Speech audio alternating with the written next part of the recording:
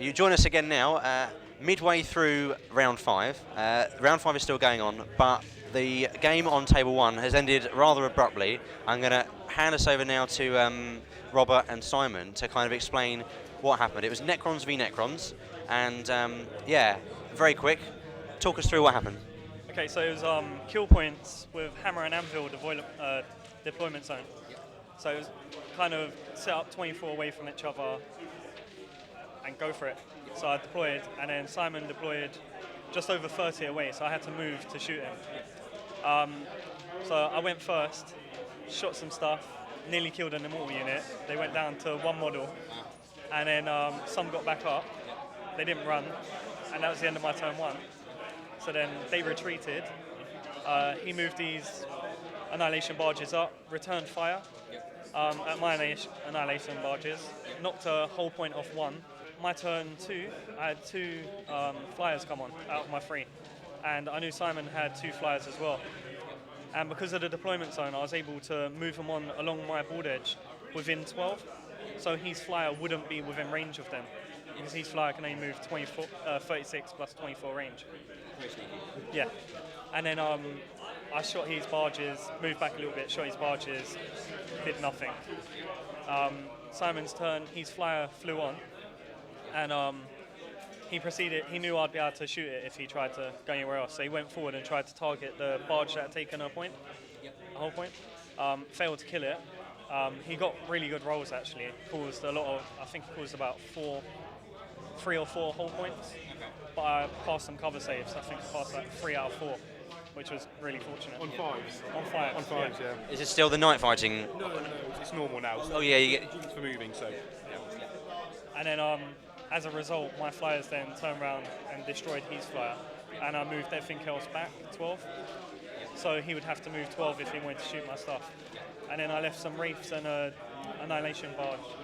Lord on command barge behind the building mid-ground. So if he did move within range to shoot me, I'd be able to charge his barges. And then in Simon's turn, his flyer rolled a 1 to come on. So it meant my flyers could then fly off the table. And he knew this, I knew this. So he retreated the rest of his army because there was no point in going forwards. just to get moved in.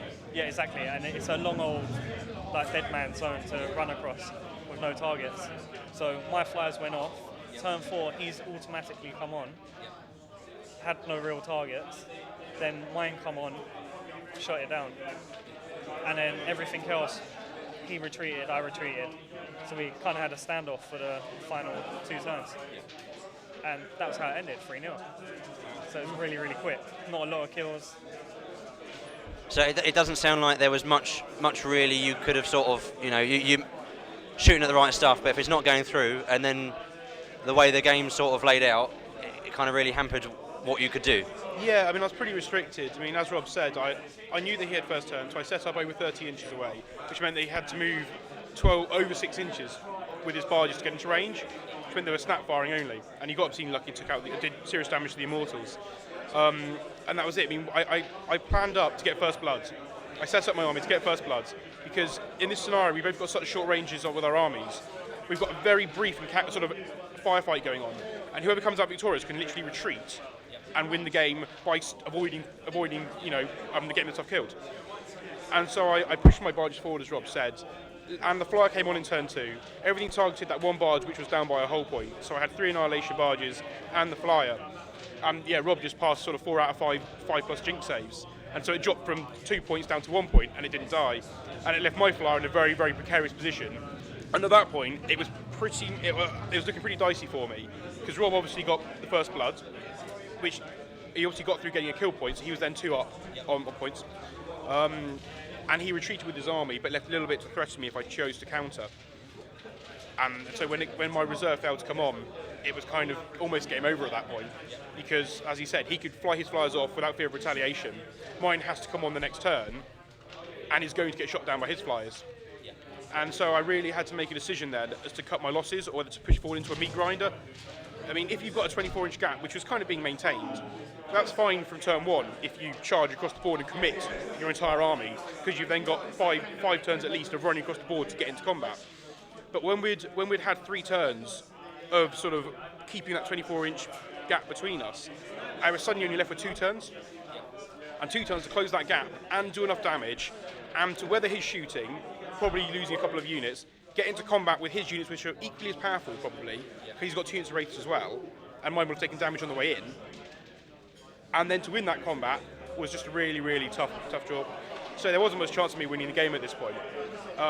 But I wanted to stay in the tournament and have a chance of maybe placing and doing quite well.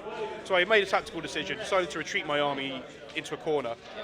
Because again, most of Rob's army was too far away. I had now increased that gap to probably 36 inches, which meant that he wasn't going to get to me really. He got my flyer, and I accepted the 3-0 loss and took it at that, and it sort of minimised the damage done to my victory point total. And that's pretty much all I could do, I think. Because I think the first few turns we were kind of dancing. I would go forward 12, he would back off 12. Then when I got the kill point, I went back 12, he'd come forward 12, and then we just both went our separate ways. And like you said, we were both really high on victory points, tournament victory points as well. Both had 4 wins going into it, and maybe significantly more than anyone else victory points. So I didn't want to push forward and risk a loss because I was comfortable with a win and lots of victory points. And the same for Simon, he had a lot of victory points. I wanted to minimise the loss of victory points wise, so by losing 3 out of my total of whatever it was, 26, 25, it leaves me still up there, and in with a shout in the final, going into the final game, I'm still going to be on probably the top 3 tables. Whereas if I pushed forward into the meat grinder, I'd have lost, taken a massive hit on my VPs, and potentially, been out of it. It's not the sort of thing that is uncommon on a tournament setting to see, people doing what might seem like an odd manoeuvre for the sake of mitigating the losses or the damage they've sustained in order to do well further on. So I think fair play to you. If you've got to do what you've got to do to maintain that position on the table. It's not all about that game. It's about the bigger picture. For me, I definitely feel that the last mission, regardless of the result that happened between us, it was a really bad mission for everyone to play here. It's the long deployment means that it's a good mission, or good deployment, because it gives shooting armies more of a chance against combat armies. That's fine. I'm in favour of a balanced setup. But coupled with a victory or kill point scenario, it means that the longer range sort of shooting armies can sit back 72 inches away from their targets almost, and just bombard them. With an Aegis defence line. Yeah. They can just sit back on their baseline, be a good 48 inches minimum away from their opponents, and just start shelling them. And they've got to. Your opponent's got to slog an extra 12 to 24 inches to get to you. And that's fine in a normal mission where you've got objectives, because it forces shooting armies to come forward a bit and react to what's happening on the battlefield. But when it's a kill point mission, they can just sit back at range, killing off units, and it's very biased. The committee sort of recreated the GT and the heats to what it is now. Other than obviously that one mission, any other sort of thoughts about how they're done? Do you think it's going well? Think they're doing a good job? Yeah, they're doing a good job. It's nice because I used to go to the old GTs, and obviously they stopped and they changed it to however they done it. It's not a tournament as such. And it's nice to have it back. And it's nice they got 3 heats, and they've got like a southern heat and obviously the northern heats, so you can attract people from everywhere. So that's always a nice option. Yeah, I think my only sort of comment would be about perhaps the Maelstrom heats.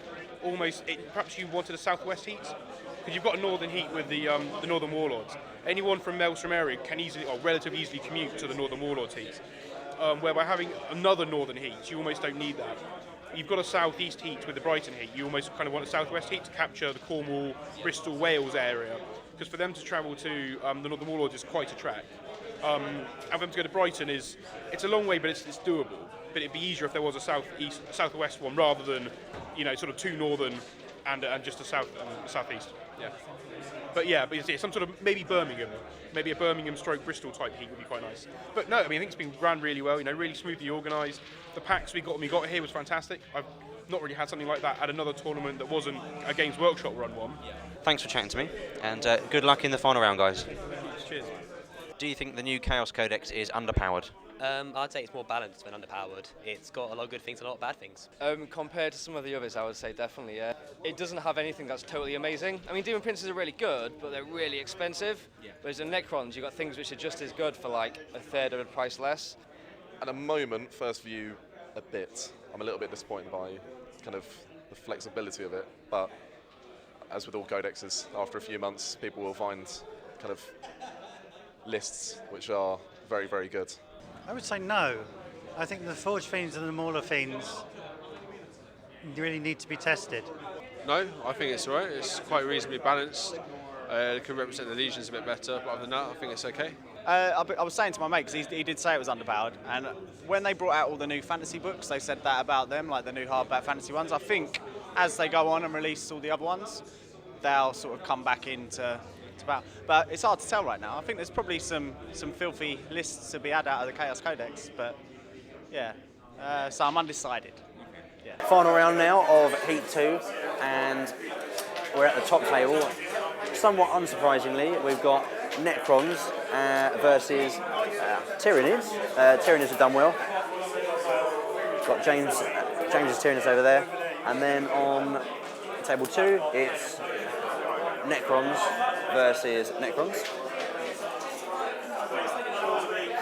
Table number 3, somewhat of a pattern is beginning to form with Necrons, and I think some sort of Space Marine alliance. I think they're Grey Knights, and Necrons with Orc allies.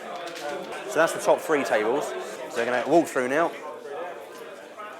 I'm going to take a look at the not so top tables. Mind the step. So we've got on here what looks like Imperial Guard versus. What's your opponent? Is it Guard versus? Orcs and Chaos. Orcs and Chaos. Very Chaos nice. And Orcs, Chaos and Orcs. Oh, okay, wonderful. Okay. So how obviously we're at the penultimate table. So I'm guessing today hasn't treated you as well as you may have hoped. Not so much. No, I got to the point where it was my 5th game, and I was going right. I'll try and lose. Try and get the wooden spoon. I failed to even fail the fail. Oh no. So, here I am, the last but one table. Fair enough. But some nice looking flyers there though. So yeah, it's not all bad. Yeah. Hopefully they might survive once. Yeah. And your army, was it? Chaos Demons. Chaos Demons. Yeah, Chaos Demons and Orcs as allies. Yeah. Oh, I didn't know Orcs could ally with demons. They're desperate allies. Okay. So I use the Grimshin with the Big Mech, so I sort of move them towards the Era of Decay from Epidemius and the Demon Prince. Yep. So they suffer hits. Yep. And it builds up the tally. Just goes shooting up. Yeah. Straight Very away. sneaky. Yeah. Good luck, gents. Yeah, cool. Thank you. And over on the very, very bottom table, we have what appears to be Blood Angels. Are there allies there with the Blood Angels, or is it so pure Blood Angels? And this is versus just pure Eldar, no allies as well. How well have you done today? Obviously, I'm guessing it's a bit of a fairly obvious question, but have you managed to win any games at all? Not yet, no. Okay. Managed to draw one. Okay. And hoping for a win on the last game. Okay. But yeah, no, it's kind of a bit of both armies, so a bit of Descent of Angels, a bit of Mech, and the Storm Raven. So, Okay. Yeah, it hasn't done too well. They've been close games though, a few close games, like where I lost by 1 victory point. Okay, yeah. Fair enough, thank you. And yourself, I don't know if you've got a lot of the walkers. You'd think 4 toughness 8 monstrous creatures would be good. Yeah. But no, apparently they fall over to anything short. Last Cannon can barely do anything to them, but anything else and they just fall over. Fair enough. I've obviously come to the end of Heat 2 of the Grand Tournament. Just want to thank everybody firstly for coming and for making it a decent event. So the first person to get a spot prize was Jody Rosher because his Warlord died. So well done, mate. Awesome. Woo! Well done, mate. Take a picture. Sorry, mate. I'll let you know, yeah? Cool, cheers. Right, I think they're funny. Who died, by the way, anyway? Who was it that died, Jody? Who died? My librarian died by perils of the war. Awesome. That's what we like. That is good. Next one was my personal favourite. First person to get tabled. Kerry, where are you? Well done, mate. Well done, mate. Awesome. Thanks very much. Lovely. Good effort. This person got 2 in a row, so I'll say what they are and it can come up. Oh, he gets £10 though. That's pretty good. So it was the first unit to flee, and the first person to lose goes to James Karch. Well done, mate. Yes. Awesome. Smile for the camera. Cheers, mate. Awesome. What unit fleed off the board straight away? Tactical Marines. Oh well. They didn't. Sour grapes. Sour grapes. Brady gets first Warlord to die in a challenge, so that was quite funny. And then who's last? Oh yeah, the first person to lose all their troops. That was great. Andrew Hampton, well done, mate. Where is he? Well done, well done, well done. Cheers, mate.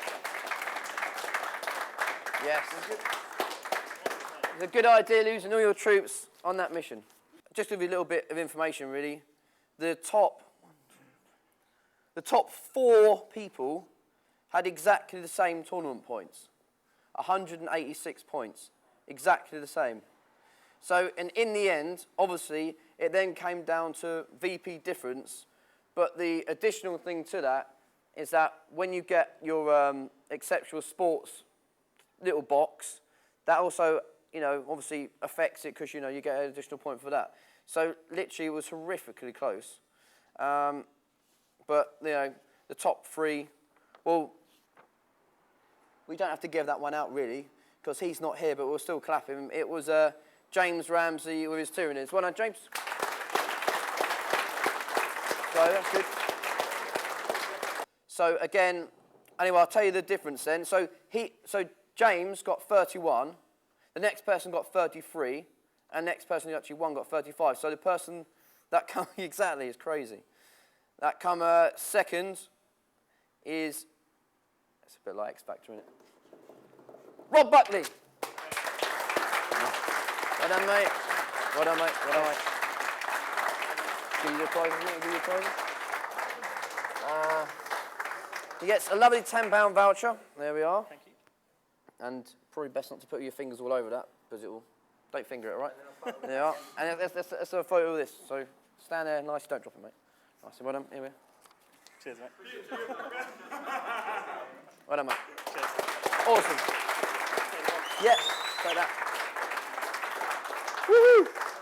Okay, so well done to our champion as it is Simon Edwards. Well done with Necrons. Well done, Simon. Well done, mate. Well done. Oh, posing. We have to pose for that. You can hold that as well and pose for that. Look at that massive thing. One more little photo. Well done. Awesome. Right, another clap for him. Well done, mate. Here you go, mate. Sorry. The person that was deemed most sporting, and obviously then qualifies because they're so crap they didn't qualify normally, goes to John Humphreys. Well done, mate.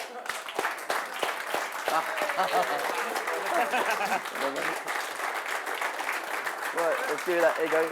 Nice little, look at that. Look at that. That's a thing of beauty. That's great. One more photo. One more photo. Awesome. Thank you very much, folks. Well done.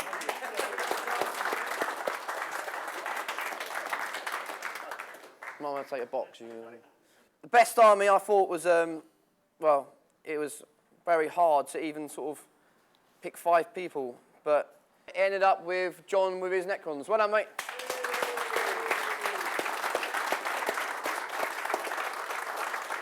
Well done, mate. Well done, well done. Side, that side, that side, that side, that side. Get over there. Not for best painted. Shaking hands, maybe? Well done. Oh. Well done, mate. Smiling. Awesome. Well done. Another clap. Well done.